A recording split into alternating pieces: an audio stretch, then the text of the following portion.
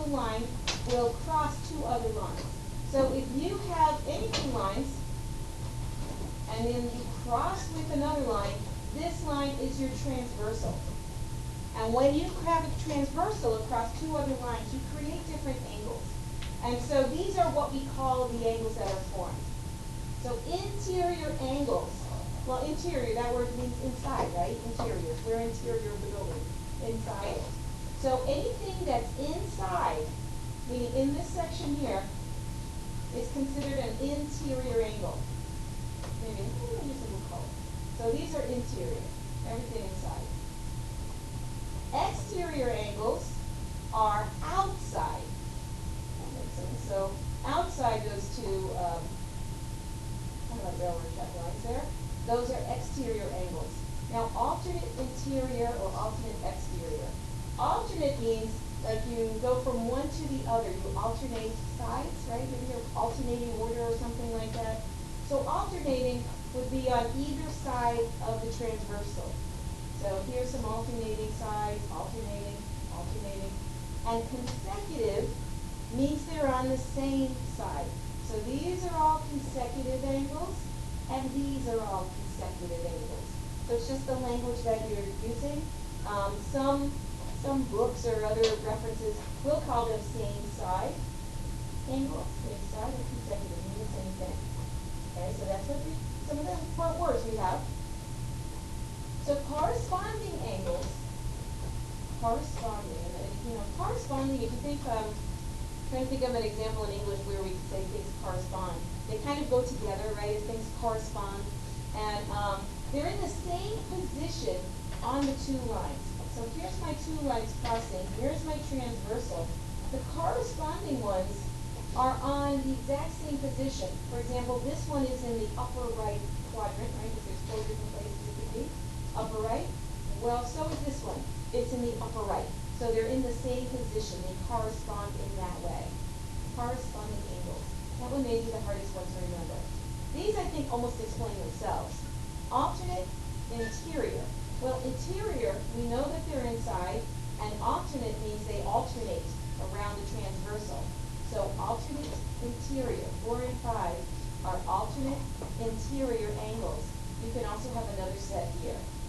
If that was angle 6 and this was angle 7, they're alternate interior. Alternate exterior angles, guess what that is, right? They alternate on the outside of those two lines.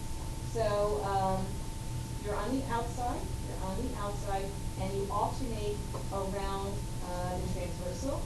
So 1 and 8, if I made this angle 2 and this angle 7, 2 and 7 are also alternate exterior. And then we have consecutive interior, sometimes called same side interior, which I think is a more descriptive name. Same side, so first of all, you're on the interior, so you're inside, and you're on the same side. So 3 and 5, I could put another set over here. 4 and 6 are also consecutive interior. Okay, so let's play the game. So looking at this picture here, yeah, we got this on your notes. It's top of page 2 there. Can we name corresponding angles? Corresponding angles there, Joseph.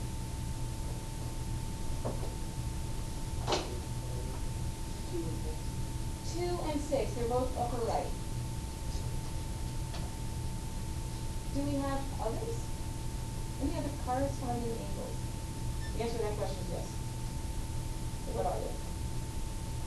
Really? 5 and 1, yep.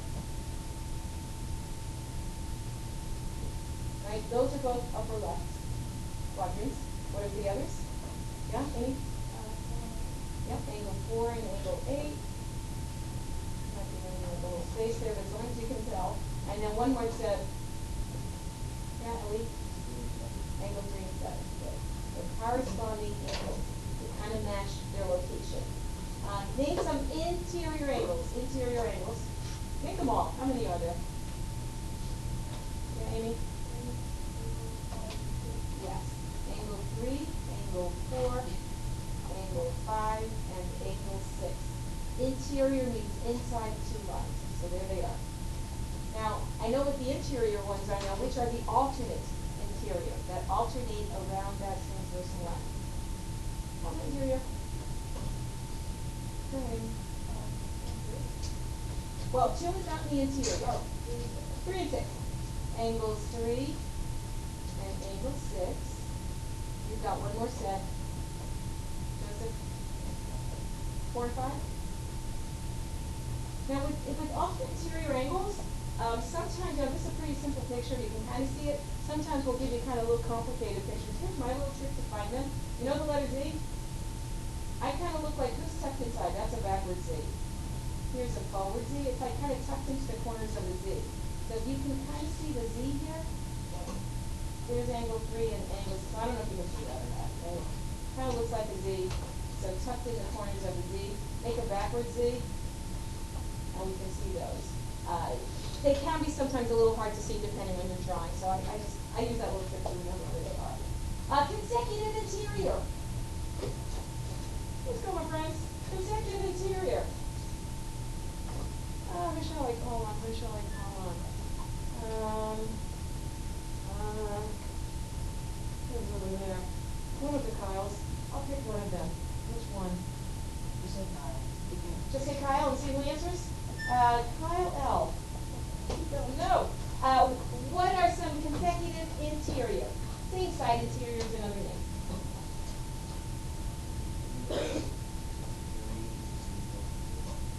Well, I want to be inside this way on the same side of the transversal. So you gave me interiors, but they're on different sides, so I want 3 and 5. Which actually you bring up a very good point about alternate interior. 3 and 4 are not alternate interior, even though they both are on other sides of the transversal. The alternate interior also kind of cross over to the other side. Makes me think of that. So 3 and 5, 4 and 6 are the other consecutive interiors. What about exterior angles? There are 4 exterior angles. What are they? Allie, what are they? Exteriors. Angle 1, angle 2, angle 7, angle 8. They are outside these lines. Alternate exterior. You know some alternate exteriors? 1 and 8. Yeah, angle 1, angle 8. And what's the other set? Rory, other set.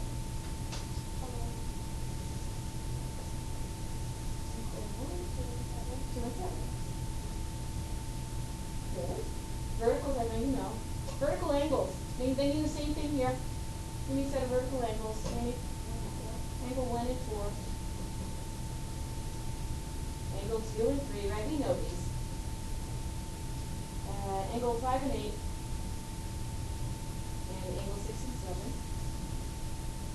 And now, what about supplementary? Ooh, yeah. 1 and 2. Because they are a linear pair by the linear pair postulate, that makes them supplementary. What else we got? Come on, guys. Yeah, remember something. We don't want to talk. We're all better. Who doesn't? What? Aw. He's just, and not everybody likes to talk, and I get that.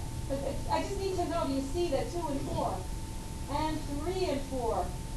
And 1 and 3. Why are these supplementary? These. Why are they supplementary?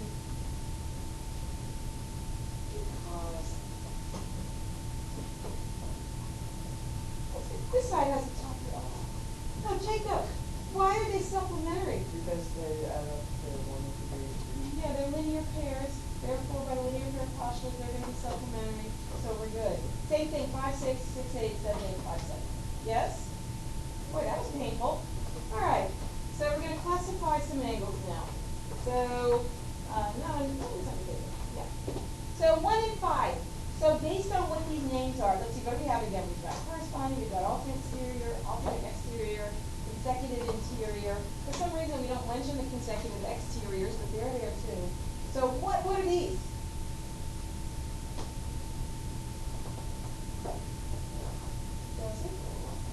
Corresponding. See this? They're both like up or left.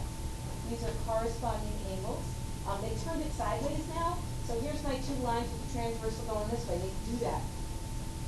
How about this thing? What's going on here? Amy? Alternate exterior. Now, what about that? What's that thing? Who shall I call on? Who shall I call on? Julie, what's those? What are those? No, what did you say? Alternate interior.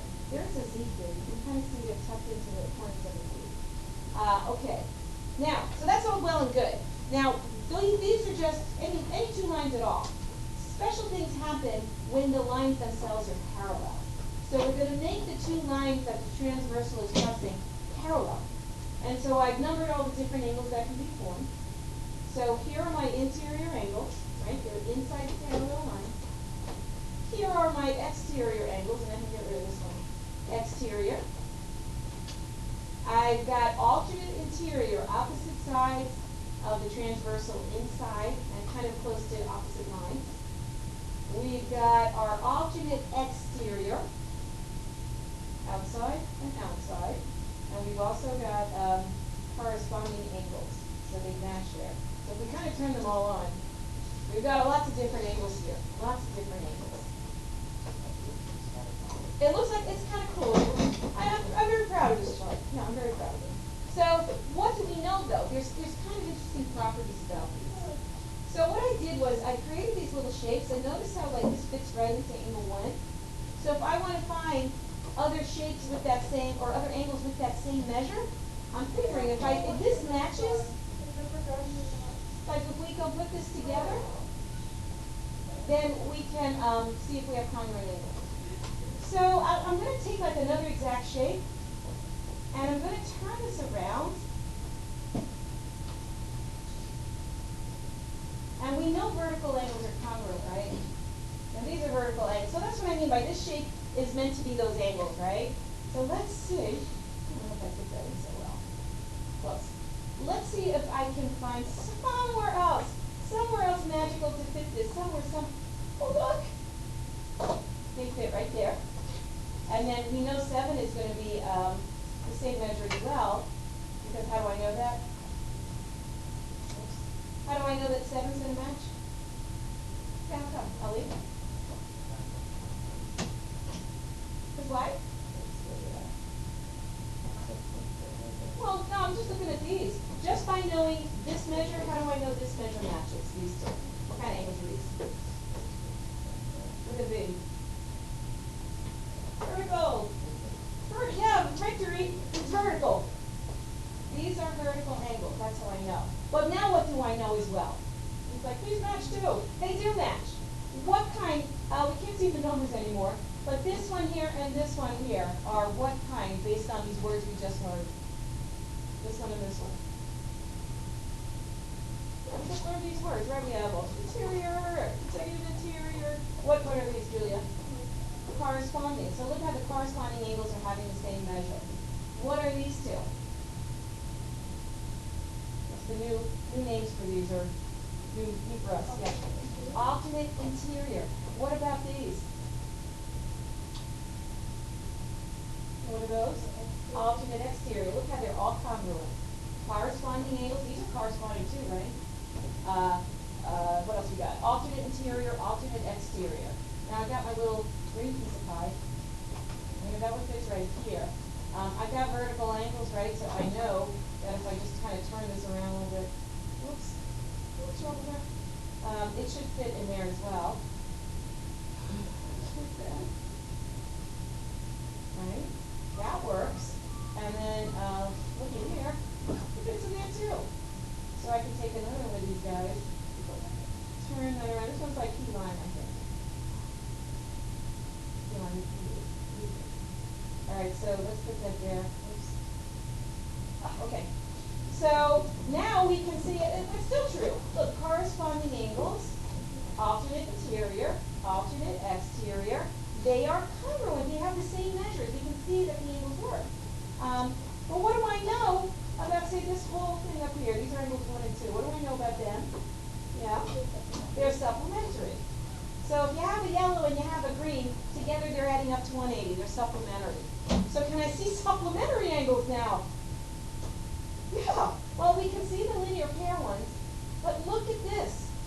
my consecutive interiors supplementary.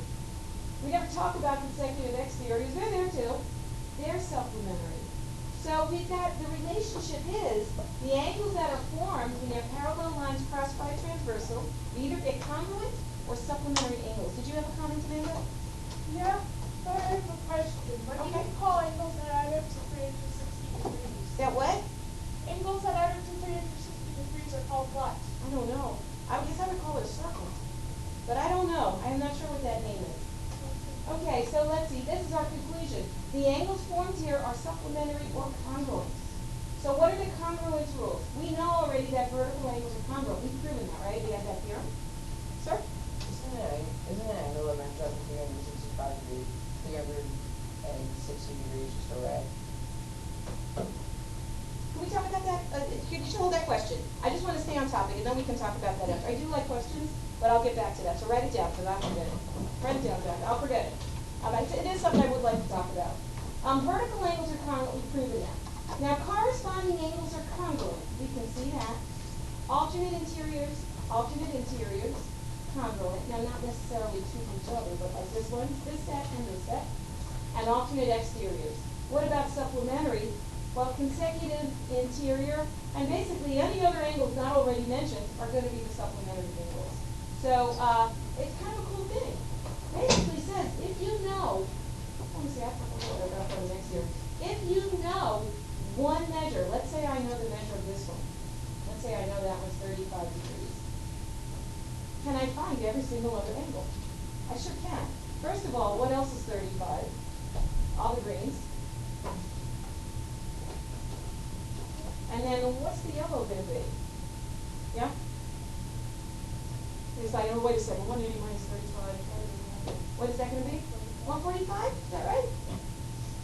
So just by knowing one angle measure, I can find all the other angle measures. It's kind of cool. I think so. So I mentioned before, isn't this awesome? We know this. We've proven that. Can I just go ahead and start using these? Now we're in geometry, my friends. We need rules. So this is a very inductive kind of proof, isn't it? How do I know if I maybe had a different transversal that would be exactly the same? I'm pretty sure it will be, but that's still very inductive, and I need to be deductive. So what we've done is this. Haven't quite figured out how to prove corresponding angles, so we're going to make that one a postulate. And again, like, I don't know, we hate doing it, because what if it turns out this isn't true, but we're pretty sure. And we're going to actually prove the other ones. The other ones are very provable, so we're going to do that. So corresponding angles, if two parallel lines are cut by a transversal, then the pairs of corresponding angles are congruent. These are another one that you need to use these in a proof. I prefer saying things like if two corresponding angles of parallel lines, if two angles, corresponding angles, these would be my reason. The corresponding angles of parallel lines are congruent. I would just state it. I'm not going to remember the names. Alternate interior angles theorem. Some of you have trouble with what's a postulate, what's a theorem. I was very lenient on the test. I didn't take off if you messed up and said theorem when you meant postulate, or postulate when you meant theorem. I was even so nice that if you gave a theorem of congruence when we were talking about equality or vice versa, I didn't take off for that. I kind of should have. And I think from now on I will. So it might be better to just remember how to say these by full name.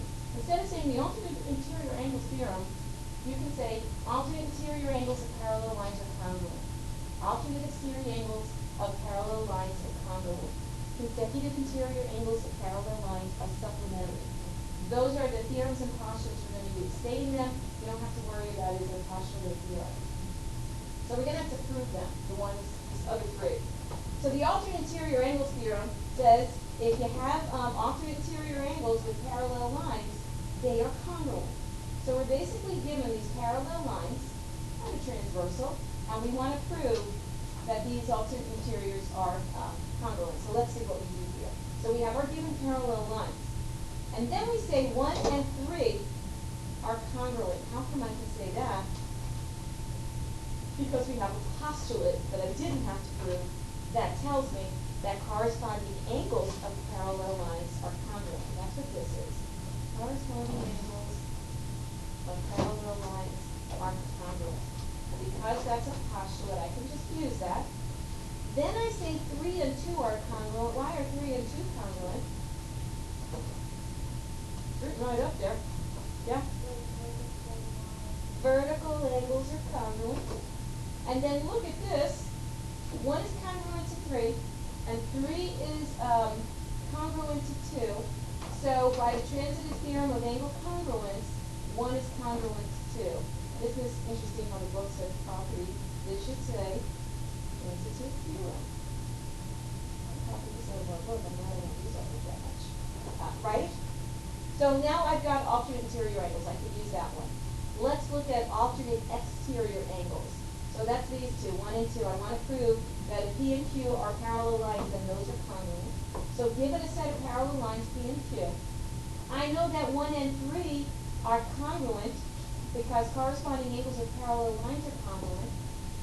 I also know that 2 and 3 are congruent because vertical angles are congruent, which sets up this these statements, which means 1 and 2 are congruent by the transitive theorem of angle congruence. So we got, okay, great. Alternate exterior angles. Awesome. What else we got? Consecutive interior. So let's prove those. Consecutive interior, remember another name for that is same side. I think that one's kind of a better name because it's easier to remember, I think. So if I have two parallel lines, the same side interiors are supplementary. They add up to 180. So let's see.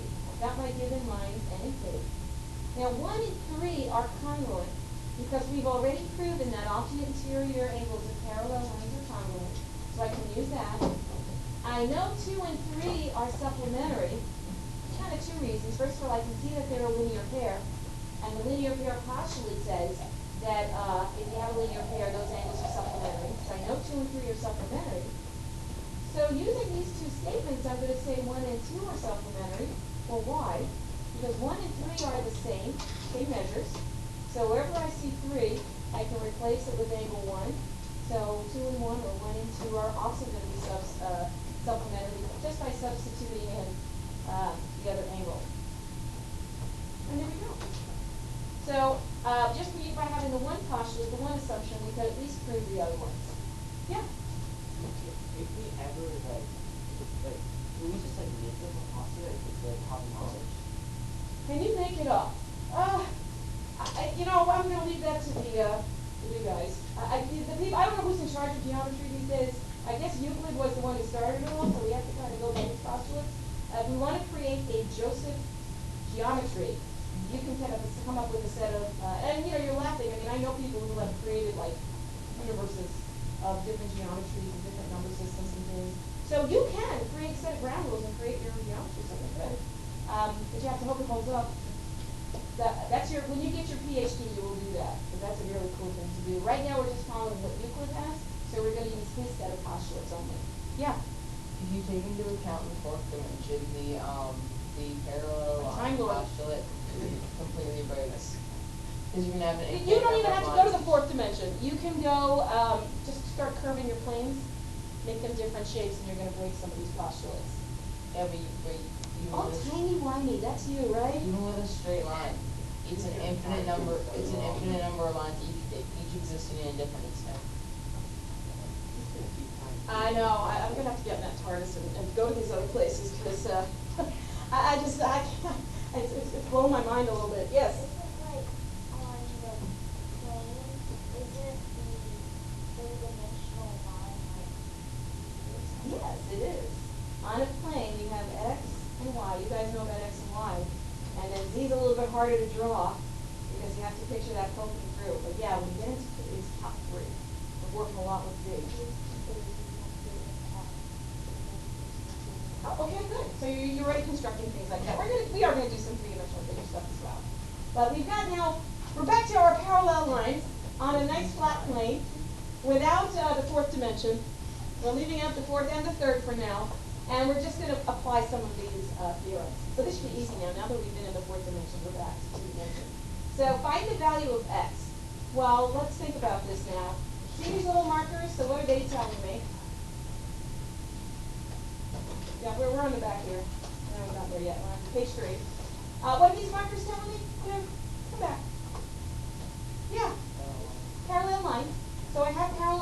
transversal, so that postulate and those three theorems are in effect. So how am I going to find x? What do you think? Why?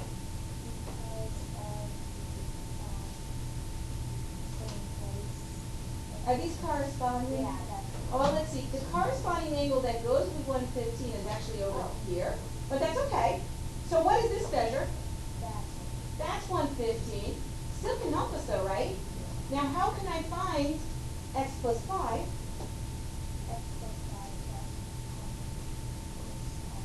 Awesome, right? These are going to be supplementary. So x plus 5 plus 115 is going to be 180. Now you could have gotten there another way, and this is correct. There's more than one correct way. Another way you might have noticed, hey, wait a second, these are vertical angles, and I know that my consecutive interiors are supplementary. You get the same thing. So let's see, x plus 120 equals 180. Subtraction property equality tells us now that x is going to be 160. We agree?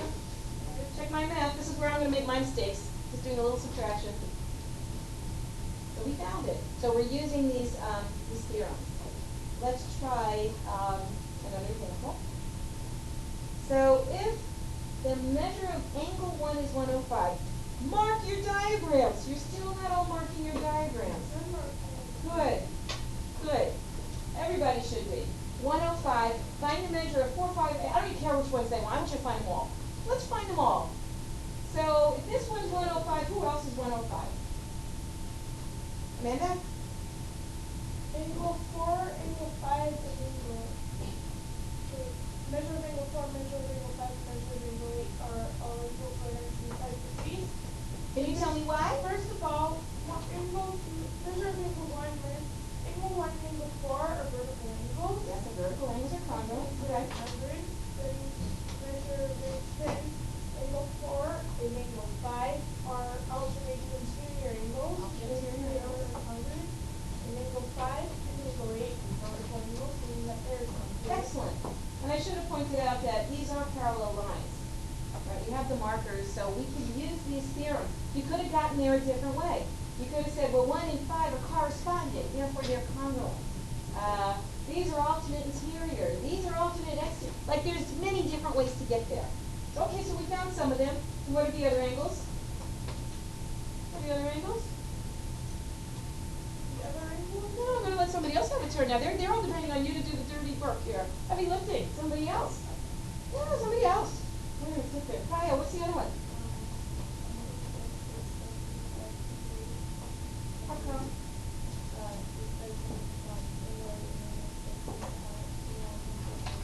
We have a linear pair, and so the linear pair postulate says they're going to be supplementary. Okay.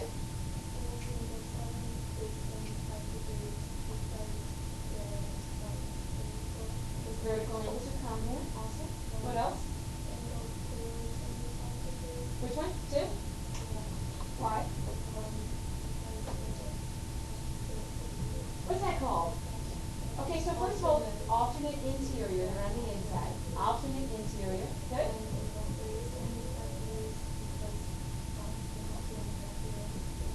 Excellent. Awesome. And you can find different ways of getting there. But so we know 4, 5, we know them all if you know one. Very nice. All right. This is a very important problem. There's the toothbrush problem. Oh goodness. So you've got a toothbrush wrap here. What? The answer is 3 times a day. The answer is 3. What? 3 times a day. 3 times a day. That's not the question, but yes. So they're being very clever, this little problem maker. So we've got parallel lines here. I don't see the parallel marker, but this is a very well-built toothbrush rack. So we're going to work with these lines being parallel that are kind of holding the thing together. There's our toothbrush as our transversal, and here's the different angles. This is one of those problems where these don't depend on each other. So these are each different. So if, first time through, the measure of angle 4 is 65 degrees, what is the measure of angle 1? Joseph. Because that's very well built. I know the manufacturer of this thing, they used a level when they created it. No, that's correct. Because I'm telling you, that's why. Oh. If they are parallel, What is the measure of angle 1? You guys should all be lawyers someday. Just tell you. Objection. Yeah. So what's the measure of angle 1? Hello? Yes. Why? Vertical angles are congruent. All right, so now new problem. This one's gone. What measure of 7 is 110 degrees. What's the measure of angle 2 up here? And look at them. You can look at the old notes and say, wait, how's that work? Yeah, any? How come? Alternate exterior angles of parallel lines are congruent. Let's see what else we got here. If the measure of angle 5 is 71, what's the measure of angle 4? Yes? 71. How come? Alternate interior angles of parallel lines are congruent. Like there is a Z here. I look for my Z's. You can tuck it in the corners. There they are. Those are your alternate interiors. If the measure, oops, get rid of my congruence marker. The measure of angle 3 is 117. What's the measure of angle 5? Yeah. 63. How come? What do you call these? These ones are consecutive interior. I know now we got a corresponding and a consecutive. They sound kind of the same. If you told me same side interior, I would be prepared for that. Okay, and then if the measure of angle 8 is 54 degrees, this one, what is the measure of angle 1?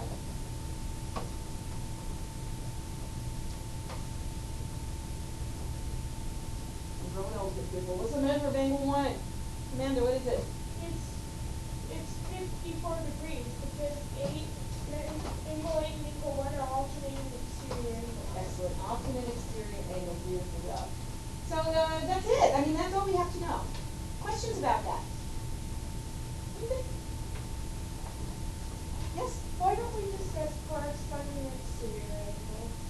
Well, so you're kind of mixing up stuff here. Corresponding has to be like the same exact location. So corresponding exteriors can't be corresponding. I don't know why. I have no idea why we don't discuss them. I feel bad for them. We can talk about them. I'm okay with them. Consecutive exterior are also supplementary. Probably fairly easy to